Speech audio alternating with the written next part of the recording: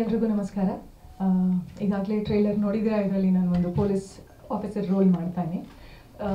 ಈ cinema shoot ಆಗಿದ್ದು 3-4 ವರ್ಷದ ಹಿಂದೆ ಶೂಟ್ ಆಗಿದೆ. ಸೊ ನನಗೆ ಫಸ್ಟ್ ಮಹೇಶ್ ಅವ್ರು ಕಾಲ್ ಮಾಡಿದ್ರು, ಬಂದೂಕ್ ಅಂತ ಟೈಟಲ್ ಹೇಳಿದ್ರು. ನಂಗೆ ತುಂಬ ಇಷ್ಟ ಆಯಿತು. ಎಷ್ಟು ಕಾಮನ್ ವರ್ಡ್, ಬಟ್ ಈ ಹೆಸರಲ್ಲಿ ಸಿನಿಮಾನೇ ಬಂದಿಲ್ವಾ ಅಂತ ನಾನು ನೋಡಿದೆ. ಸೊ ಆ್ಯಕ್ಚುಲಿ ತುಂಬ ಚೆನ್ನಾಗಿರೋ ಟೈಟಲ್. ಪ್ಲಸ್ ಅವ್ರ ಸ್ಟೋರಿ ಹೇಳಿದ್ರು, ಬಟ್ ಫಸ್ಟ್ ಟೈಮ್ ಹೇಳ್ತಿದ್ದೀನಿ ಅಂತ ಹೇಳಿ ಸ್ವಲ್ಪ ತಡವರಿಸಿ ಹೇಳಿದ್ರು. ನಂಗೆ ಅಷ್ಟೊಂದು ಸ್ಟೋರಿ ಅರ್ಥ ಆಗಲಿಲ್ಲ. ನಾನು ರಾಧಾರಮಣ ಮಾಡ್ತಿದ್ದ ಟೈಮ್ ಯಾರೋ ಒಬ್ರು ಕಾಪ್ ರೋಲಿಗೆ ನನಗೆ ಕಾಲ್ ಮಾಡಿದ್ದು ತುಂಬ ಖುಷಿ ಆಯಿತು.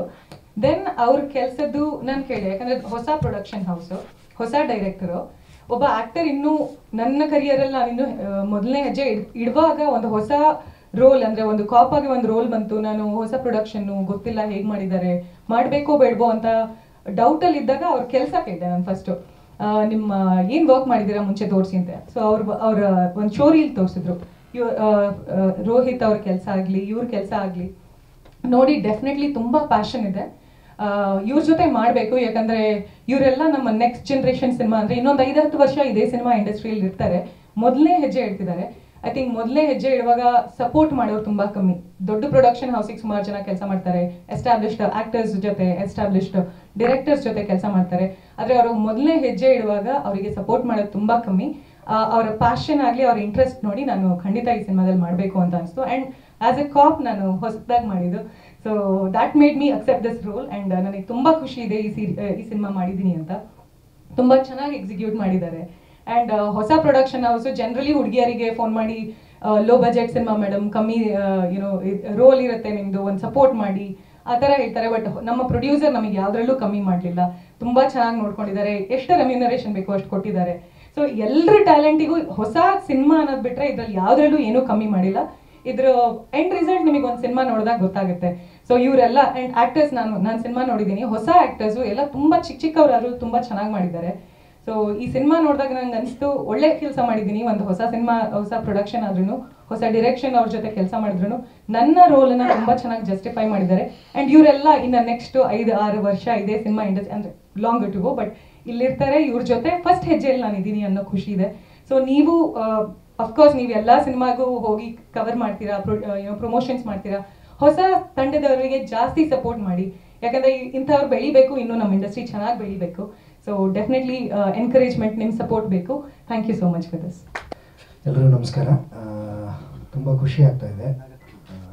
ನಾನು ಅದ್ವೈತ್ ಋಷಿಕೇಶ್ ಅನ್ನೋ ಪಾತ್ರ ಮಾಡಿದ್ದೀನಿ. ಮಮತಾಮಯಿ ತಾಯಿ ನೋಡಿರ್ತೀರ, ಇದರಲ್ಲಿ ನಾನು ಭಾಳ ಮಮತೆ ಇರುವ ತಂದೆ, ಪಪ್ಪ ಕ್ಯಾರೆಕ್ಟರ್ ಮಾಡಿದ್ದೀನಿ.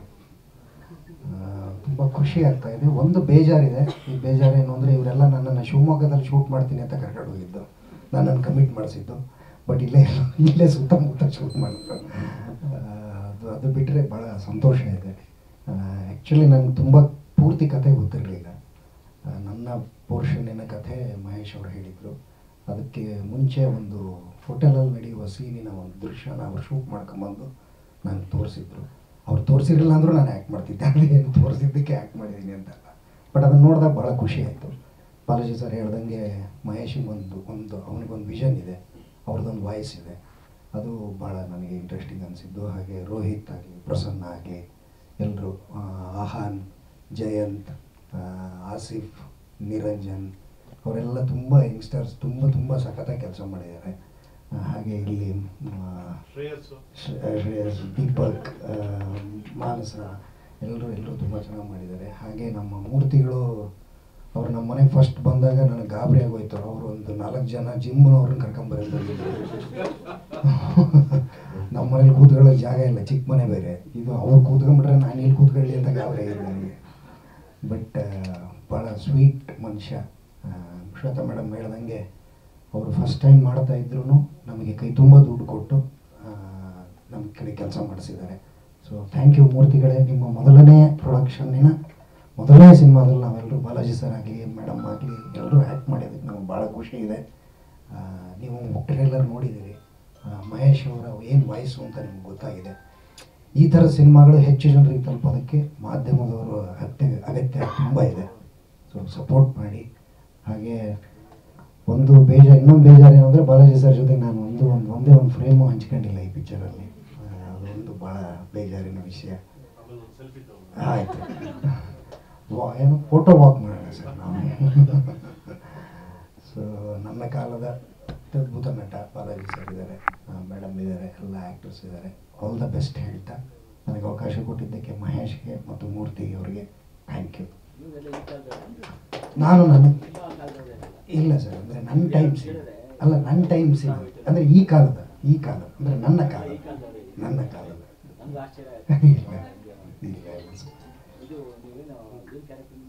ಅದ್ವೈತ್ ಋಷಿಕೇಶ್ ಅಂತ ಸರ್. ನಾನು ಒಂದು ಆಶ್ರಮ ನಡೆಸ್ತಾ ಇರ್ತೀನಿ ಸರ್. ಈಗ ಮೀಸೆ ಎಲ್ಲ ತೆಗೆದುಬಿಟ್ಟಿದ್ದೀನಿ ಸರ್. ನಾನು ಬೇಗ ತಂದೆ ಪಾತ್ರ ಮಾಡಿರೋದಕ್ಕೆ ನಾನು 29 ವರ್ಷಕ್ಕೆ ಅಪ್ಪನ ಪಾಠ ಮಾಡಿರೋದು. ನನಗೆ ವಯಸ್ಸಾದಂಗೆ ಆಗ್ಬಿಟ್ಟಿದೆ ಆಲ್ರೆಡಿ. ಸ್ವಲ್ಪ ಹೆಂಗ ಕಾಣೋಣ ಅಂತ ಮೀಸೆ ತೆಗೆದಿದ್ದೀನಿ. Thank you. All the best Mahesh.